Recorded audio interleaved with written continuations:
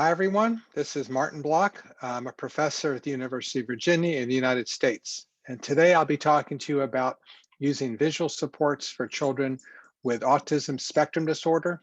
And I'm going to be using the terms autism and autism spectrum disorder and ASD all kind of similarly. So let me share my screen and we'll begin my presentation.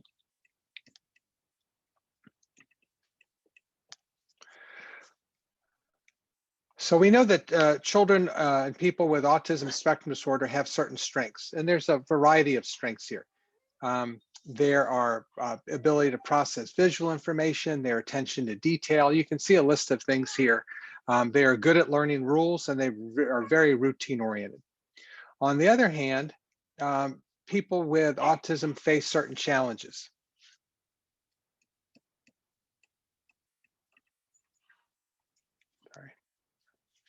These challenges include auditory processing. So, when people are speaking to them, they often have a hard time understanding. Organization is a challenge. Again, they have attention to detail, but they also can be easily distracted and shift attention. Communication, particularly the social and the nonverbal, understanding what the nuances are of a social situation. The concept of time, when is class over? How many do I have to do? Those types of things can be very challenging. And then again, we talked about their strengths and routines and interests, but sometimes they could be overwhelm them and they can't get out of routines. They can't seem to talk about anything but their interests. Something else that's important to understand when we talk about autism is this concept of executive function. So this is how we, everybody, kind of monitors and controls our thoughts, our actions, our emotions, and our behaviors. And this is something that happens inside our brain as we process information. And this allows us to do things like plan. What's our plan? I want to go to the grocery store. I need to plan. I need to have my keys. I need to have my wallet. I have to have my credit card or a certain amount of money. I should have a list of things. I need to plan. Anticipation, anticipating what's going to happen in the future. What's going to happen next and next and next. How do I organize my thoughts? How do I organize my life? What do I do first? What do I do second to complete this task? How do I organize things? To be able to predict what's going to happen next. This is kind of related to anticipation. So I finished this, what's going to happen next? If I do this, what are the consequences going to be? And then this idea of inhibiting so that I don't just blurt out answers or run around. I can kind of inhibit my responses and wait until it's the right time. So these are all pieces of executive functioning. And again, one of the things we know here, again, related to this, is the idea of the unexpected, to be able to concentrate and to be able to adapt or change. These are all incredibly challenging for people with ASD. The idea of understanding the unexpected, that can be very scary for them. Concentrating on specific things can be very difficult, and the idea of adapting and changing can be very difficult. They tend to be very routine oriented and like the same things. So again, we talked about all these things in terms of inhibition and shifting, emotional control, initiation. So again, these things that we just that I scooted through really quick here, these are where we have a dysfunction in children with autism. The things I just mentioned about, flexibility. They're so routine oriented. Today is Monday. On Mondays, we usually have chicken for dinner, but I went to the grocery store and we couldn't find chicken, so we're going to have fish instead.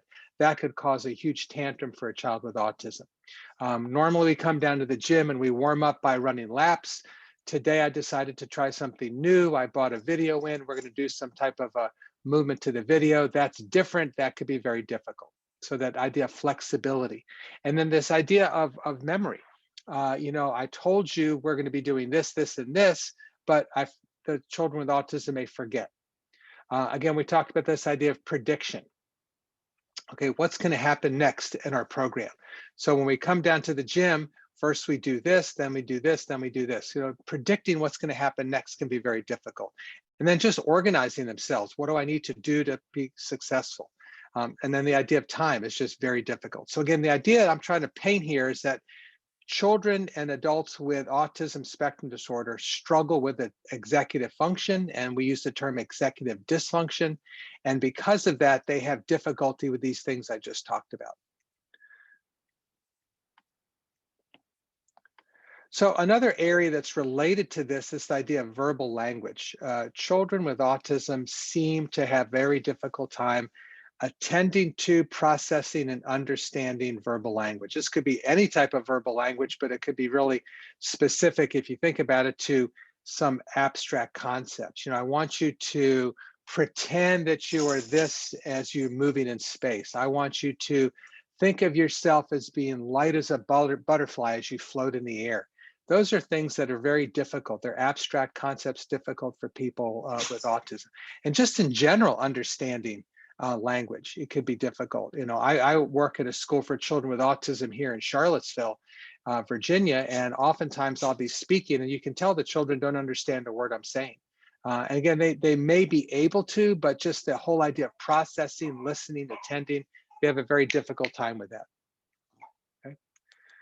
Other things that may be challenging is this idea of modeling. So if I model a behavior or do a demonstration, the children may have a difficult time following the model. So again, when I model a behavior, when I demonstrate, the child with autism or any child for that matter has to do several things. First, they have to attend. Are they watching me? Stop. Are they watching me? Second, once they're watching me, have they been able to kind of remember what I did? Third, are they able to then translate what I just did and make their own body do that? And then fourth, they have to be motivated. So, with the idea of modeling, it's not a bad thing, but we have to understand that children with autism, they struggle with this idea of modeling and translating what they see and moving themselves. Reinforcement, again, is a positive things. We often use reinforcement here, but sometimes that reinforcement might not be meaningful to the child. So we have to be careful as we pick the reinforcers here. So again, I did that very quickly, but the idea of executive dysfunction, challenges with verbal language, challenges with some other areas here. So we know that children with autism, they're very strong visual learners, but they struggle with verbal language and executive function. So if we're going to create a program that's going to help them learn, what might make sense? And what we think makes sense is the use of visual supports here. So visual supports are basically pictures or videos or things that the child could see. And what's nice about this is that they're non-transient. So if I have a picture of a child throwing a ball, that's there all the time. They can refer to that over and over again. They don't, if they forget it or if they don't process the hearing part. Visuals also help you find out what's the most important thing. So they might not be able to understand what's the most relevant piece of information, but if I have a picture that really highlights the arm throwing or the legs for jumping, they can see that and they know that's the most important point there. Visuals also lessen demand on memory. Remember, we talked about executive function, and part of it is memory, and the pictures are always there to see, so my memory isn't going to be taxed as much. Okay, so again, the idea here is on the left, you see these kind of executive dysfunction and wiring challenges, and on the right, these are things that really help. So highlighting the beginning and ending helps with understanding things, helps establish routines, helps relevant details. So when we think about visual supports, oftentimes we're broken down into these kind of categories here. So I'm going to go through each of these in detail so you can kind of see how these could be used in a physical education setting. So the first one is the physical structure. How can I clearly define the space for the child where they're going to be working? Imagine a child with autism walking into a large sports hall, it's a large gymnasium, and they're not sure what they're supposed to do, where they're supposed to stand. It's just this large, overwhelming space. So what I could do is I could set up, cones to designate specific places. I could have footprints that say where you're supposed to go. I could have some type of boundary set up with rope or with cones or with gym mats set up so that it outlines specific places where you're supposed to be. The key here is I need to create visuals so the child knows what the space is and what I'm supposed to do in this space. We do this in classrooms often by having these partitions. And so a typical classroom in America for children with autism would have these very specific partitions lined up here with specific things to do in each space here. Here's an example of, in the classroom, a space that's designed for physical activity. So there's gym mats, there's a swing, there's a ball. You can see the picture over here. I'm just kind of circling it right now. And so the child sees that, oh, when I go to this space, I'm going to be physically active. When I go to a space that has books, I know I'm going to sit down and look at books. When I go to a space that has a music and earphones, I know that's a space for me to listen. Okay. Here's some other physical structures. Again, just closing things off with bookcases. So again, when I think about physical education and physical structure, I want to have things and use cones, markers, ropes, things like that. Tape marks on the floor are all great things that I could use to mark off my space and make it clear to the child, this is the space you're going to be in. And then also within that space, they can visually see, oh, I'm supposed to be doing scooters because I see scooters in this space, or I see balls, I'm going to be doing balls in this space. Schedules are great for children with autism, and we do this a lot. This is something that kind of outlines what I'm going to be doing first, what I'm going to be doing second, what I'm going to be doing third, and it kind of lays it out. But again, rather than just telling the children, first we're going to be running laps, then we're going to be playing catch with a partner, then we're going to be passing the ball back and forth in a group, and then we're going to be playing a game. That's too much information. We have pictures that show all these different things. And again, this compensates for that executive function challenge of what do I do next, anticipation and prediction, okay? So here's just a bunch of different examples. This one over on the left is one we often use with Velcro. Here's another nice picture schedule here. You can see they can fold out. There's all these different types of schedules. And I'm going to show you a short video at the end to show you some examples here. Here's some other schedules. Some of the children we work with can actually read, so we use written schedules. Again, you can see here with this schedule that a person can just check off, oh, I finished this activity, I finished that activity, and what's next and what's next. So again, the schedules tell me what have I finished, what do I have next, and when am I going to be finished with my whole program? So schedules are great. Here's another schedule where on the top you have a picture, and when you're finished, you put it on the bottom, or you can put it in a little sleeve here. Just there's many different ways to do schedules. This is another one of our favorites here with Velcro, and you see SpongeBob on the right. So this child, when he knows when he finishes all the things on his schedule, he'll get to watch a video of SpongeBob, his favorite video. So that's schedules. And again, I'm going to show you a video here in a little bit to show you how a schedule might look in physical education. Work systems is something we do in the classroom, but this is something that really lays out for a child, what am I supposed to do? How much of this do I have to do? When am I finished? And what comes next? So this is just an example of this table here with green. So we may put some activity on the left side of the green, and then they take that activity and maybe it's put a puzzle together. They do that puzzle together, and when they're finished, they put it over to the red and they know they're finished. So it's very visual to see what I'm supposed to do.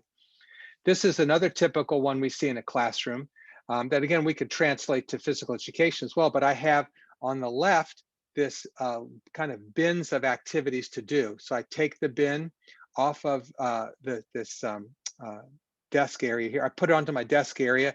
I do it and finish it. I put it into the laundry basket, and then I get the next bin out and do that. And when all the bins are empty and the laundry basket is full, I know I've finished. So it's kind of a step-by-step model here. So again, think about this in a physical education setting. I could have bins of activities. I have a bin with balls for kicking, bins for balls for throwing. I may have a bin with a tennis racket and 10 tennis balls. They know they hit 10 tennis balls. And so they can kind of visually see, okay, here's what I need to do next and next and next. And it's all lined up for them. And it kind of helps keep them calm and focused because they know exactly what they have to do and when they're finished. So again, the idea here is with these workstations is, what am I supposed to do? How many am I supposed to do? And then when am I finished? So again, if I have balls for throwing, for example, and if I have a big basket full of like 10 or 12 balls, they pick up the ball, they throw the ball against the wall. When all the balls have been thrown and the basket is empty, I know I'm finished. And I look at my next activity. I go back to my schedule and check it off. So these workstations and work systems are really nice to help a child understand what they're supposed to do. Routines and strategies are kind of like a first and then. First I do this, then I do this. Again, remember that children with autism with executive dysfunction have trouble anticipating and predicting what I'm supposed to do next. So here it says, well, first you do this, then you do that. And we show this visually. It helps them understand and lessens that challenge with predicting what's next here.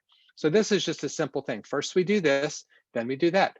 First we do our warm-up activities, then we get to play a game. First we are going to be doing throwing, and then we're going to ride scooter board. So these types of simple routines here, kind of like a mini schedule. Again, here's again kind of a step by step here. First we have lunch. Then we're going to come back, we're going to go to the bathroom, then we're going to wash our hands, then we're going to check our schedule. So this is kind of, we do this, then we do this, then we do this. So again, it's a nice, simple way to help someone understand what they're supposed to do. And for some children, we actually put these on little rings so they can have it right on their pants to look at, or the teacher can have it. Task organizer is one of my favorite things. So this is kind of a visual step-by-step demonstration of how to perform a skill. So these are a couple examples of things some of my students did for me. So this is an example of, catching a ball. And again, imagine you're telling a child, eyes on ball, hands out, grab the ball, pull the ball in, or I'm demonstrating. They seem to have trouble with the verbal cues, and they have trouble seeming to follow a demonstration, but they have really strong visual skills. And so when they see this, they seem to understand what they're supposed to do. So this is a nice picture. I also like, now that we have these smartphones, it's easy to take pictures and create your own little sequence. So here's a nice picture of a girl doing the overhand throw. I have autism. I look at this picture, and for some reason, this is much more meaningful to me compared to someone telling me what to do, or even a demonstration. Okay. So these are easy to make, but these are, step by step what I'm supposed to do here. And then the last piece here are counters. So one of the things with time management and understanding how much am I supposed to do is difficult for children with ASD. So these counters are really simple in terms of how many do I have to do, how many do I have left till I'm finished, and when am I finished. So we use timers. So you turn the timer to 1 minute, and when the timer goes off, the child knows they're done. These little flip charts are great. We can say you have 11 more, 10 more, 9 more. We can kind of flip and count down. The child can actually do the flipping here.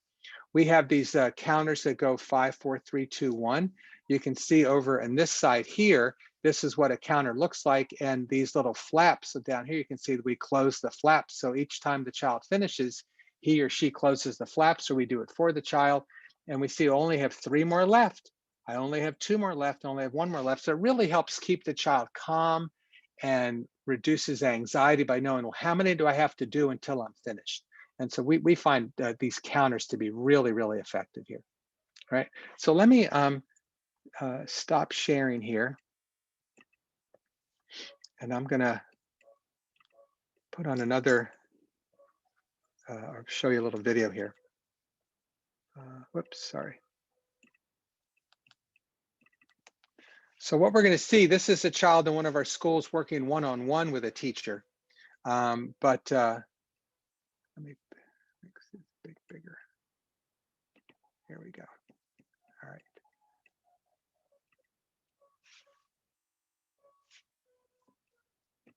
So what we're seeing first is the child's big board schedule. And then you're going to see him doing some activities.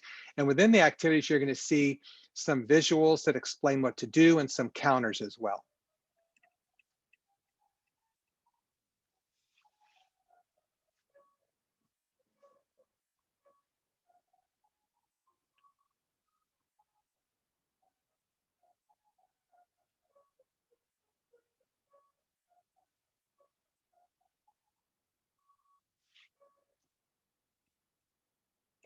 So in that one, the teacher had a timer and was showing the timer counting down. And when the timer went off, the child went. The teacher simply said, check your schedule. So what do I do next? And the child has learned the routine of checking the schedule.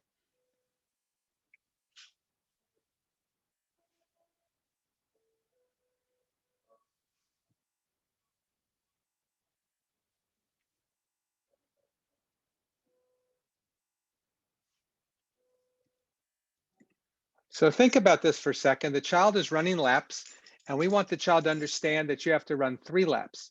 Well, that's kind of an abstract concept. I don't understand what 3 laps means. How do I know when I'm finished? So watch what this teacher does. I think it's very clever to help the child understand, how many laps do I have to run?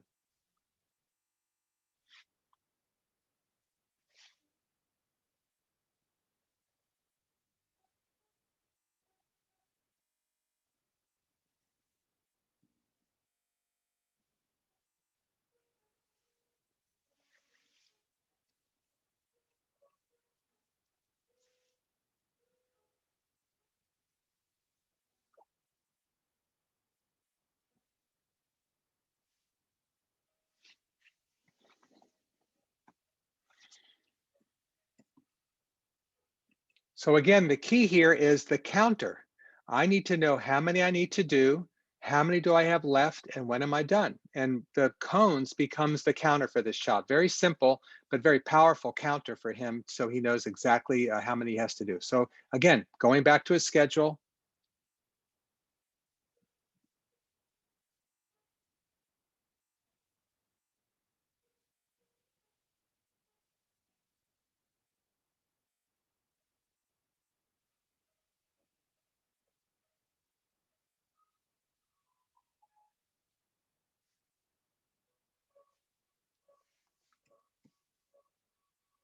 So remember we mentioned the physical structure. So cones are set up in a circle. The basket is there for the child to put balls in. And what the teacher did is she put a couple of tennis balls on the cones, and the child knows to look for the tennis balls, take them off the cones and put them in the basket. And that's when he knows that he's done with that activity.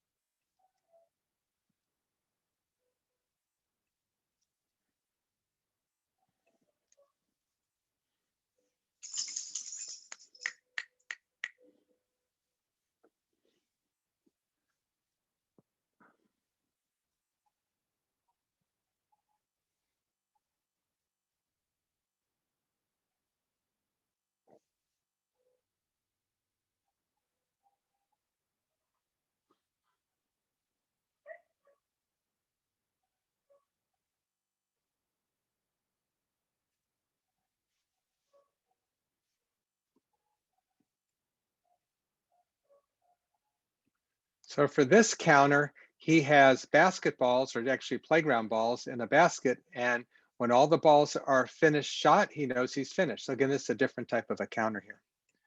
So I'm going to stop here and back.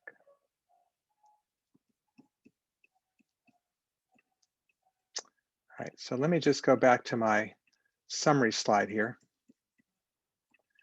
So again, what I tried to introduce to you today was the idea that children with autism have certain strengths, and they tend to be in the visual area, but they have weaknesses: verbal understanding and executive functioning. And so this model of using visual supports seems to take advantage of their strengths, but helps accommodate their weaknesses. I think it's really easy to create these visuals. You can find example of these online and easy to find. And you can see YouTube videos. I shared you some, but we found them to be amazingly powerful and amazingly effective when we work with children with autism. Okay, thank you for your attention.